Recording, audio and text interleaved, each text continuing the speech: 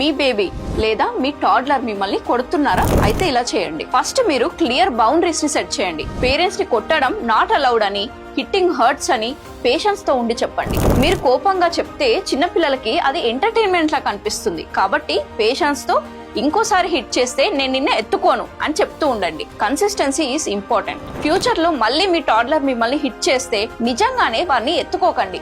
ఇలా హిట్ చేయడం కరెక్ట్ కాదని, మీరు ఈ బిహేవియర్ ని ఎంటర్టైన్ చేయరని మీ టాడ్లర్ కి తెలుస్తుంది. గుర్తుపెట్టుకోండి పేరెంట్స్, ఎప్పుడు కూడా మీ పిల్లలు అంటే మీ టాడ్లర్స్ మిమ్మల్ని హిట్ చేసినప్పుడు, కొట్టినప్పుడు దాన్ని అస్సలు యాక్సెప్ట్ చేయకండి. మా బాబే, మా బుజ్జి తల్లే అని నవ్వకండి. ఇన్స్టెడ్ ఆఫ్ దట్ మీ టాడ్లర్ ఎందుకు ఇలా చేస్తున్నారు, ట్రిగ్గర్స్ ఏంటి, లైక్ వారికి అటెన్షన్ కావాలా లేదా ఆకలి వల్ల ఇలా చేస్తున్నారా, ఇలాంటి ఫ్యాక్టర్స్ ని అడ్రస్ చేస్తే వాళ్ళ బిహేవియర్ లో చేంజెస్ కనిపిస్తాయి. టాడ్లర్స్ అంటే ఇంకా లెర్నింగ్ స్టేజ్ లోనే ఉంటారు కాబట్టి వారికి ఎమోషన్స్ ని ఎలా రెగ్యులేట్ చేయాలో తెలిసి ఉండదు.